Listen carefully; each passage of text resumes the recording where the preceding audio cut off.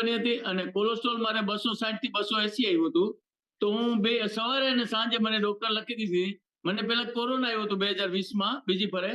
પછી મને આ બધું થયું અને અત્યારે હું 1 વર્ષ અને 5 મહિનાથી હું આ કોમિટીમાં છું અને હું નાઇટ વર્ક્સ પણ લઉં છું સર અને ઓમેગા 3 પણ લઉં છું અને બીટા હાર્ટ પણ લઉં છું. વેરી અને ગુડ. અત્યારે પરમ દિવસે જ મેં કોલેસ્ટ્રોલ મપાવ્યું હતું, બ્લડ ટેસ્ટ કરાવ્યો, 164 આવ્યું. એટલે મારી ટેબ્લેટ એની પહેલા 137 આવ્યું હતું. ત્યારથી મને ડોક્ટરે બંધ કરાવી દીધી. 1 વર્ષ થઈ ગયું.